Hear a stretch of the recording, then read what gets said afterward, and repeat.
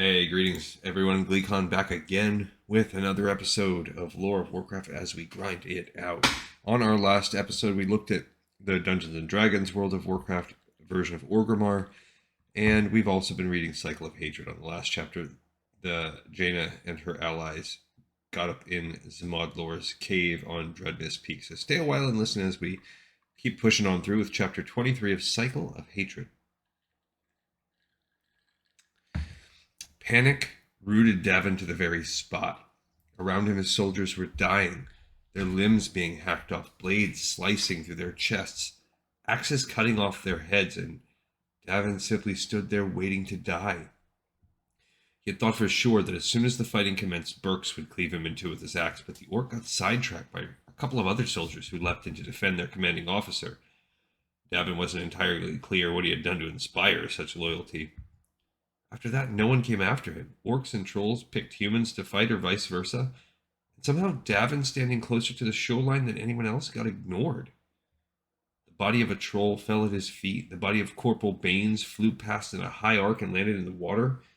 Davin wondered why Barnes's orc opponent, Corporal Barnes, felt the need to throw Barnes so far, then decided that he really didn't want to know. Then the world exploded. An earthquake shook the ground so heavily that it accomplished what panic had prevented. It got Davin to move, albeit to fall to the ground. Though there hadn't been a cloud in the sky a moment ago, in fact it had been a clear sunny day, now the skies had gone dark and thunder and lightning struck the ground with an ear-splitting crack. Davin heard a rumble and looked to the shoreline to see a massive wave start to rise up.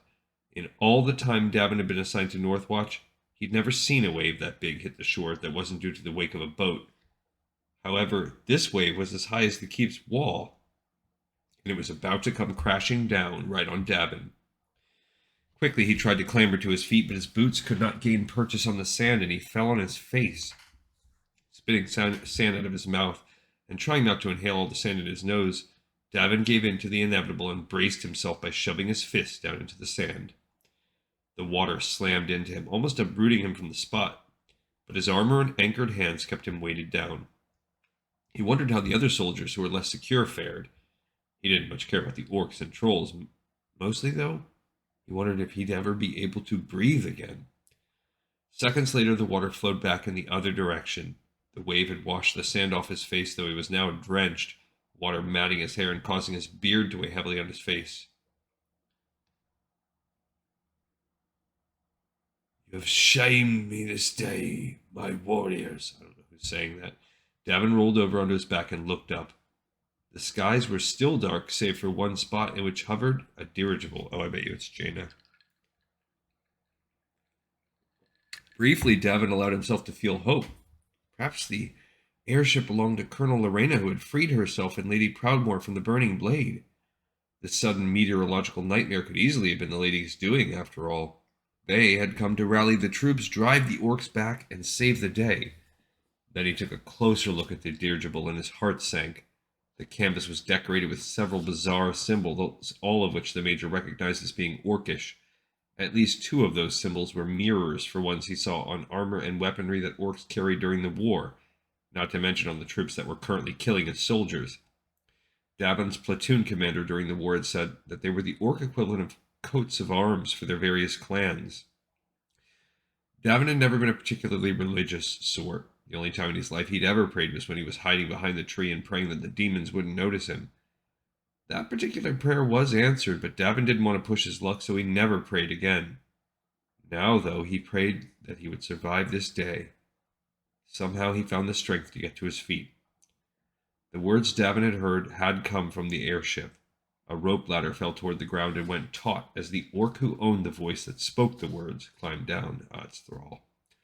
When the orc arrived on the shore, the orcs all around, or at least the ones Davin could see in his peripheral vision, as his eyes were focused on the new arrival, raised their weapons in salute. The Major also noticed that this orc had blue eyes, and at once he realized who it had to be. Until now, Davin had never actually met the orc war chief, and he recalled that Thrall was also a shaman of great power. Like Lady Proudmoore, he could easily be responsible for this inundation. It's true, he's a shaman. An OP one. Holding aloft his two-handed hammer with one hand, This, Davin knew, was the legendary Doomhammer that had once belonged to Orgrim. Thrall's mentor, the orc, cried out, "I am Thrall, war chief of Durotar, lord of the clans, leader of the Horde. I come to you now to say that," he pointed at Berks, "this orc does not speak for me." Over the past half-dozen years, Davin had had plenty of congress with orcs.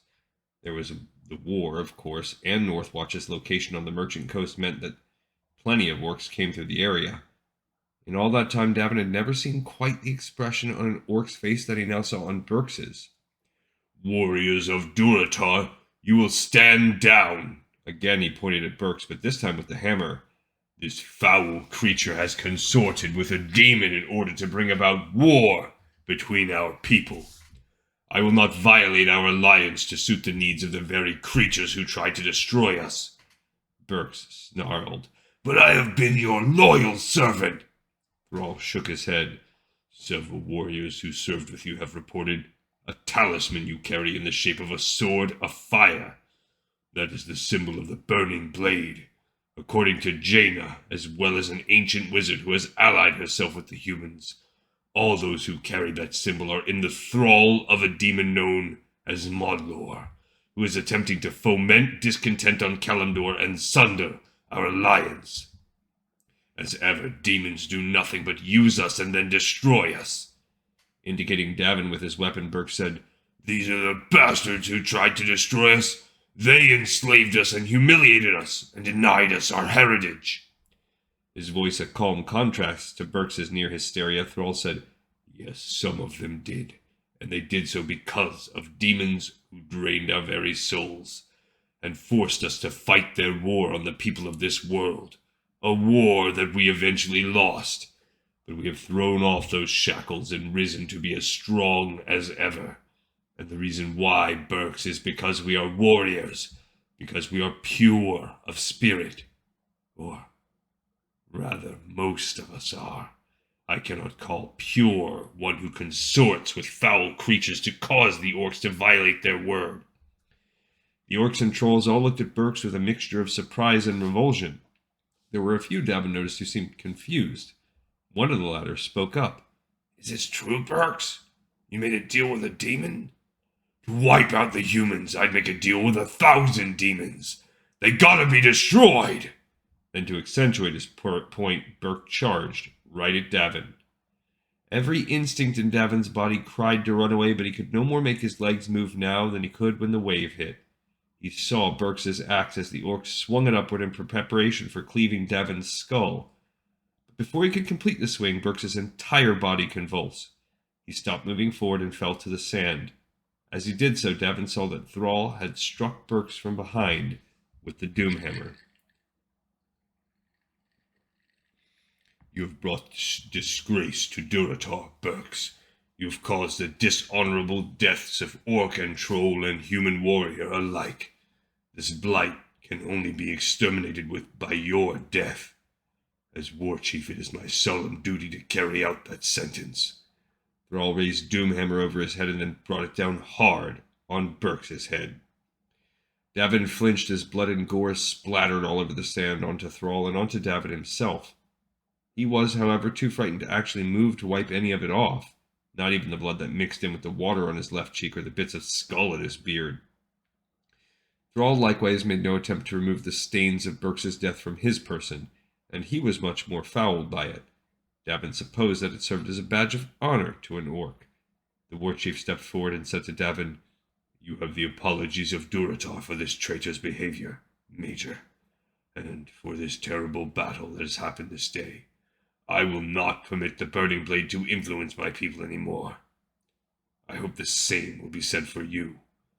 Not trusting his mouth to work properly, Davin simply nodded. "We will depart.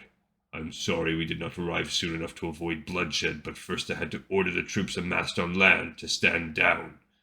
We all shall return to Durotar, and not attack you again." The war chief stepped forward. "Unless you give us reason to."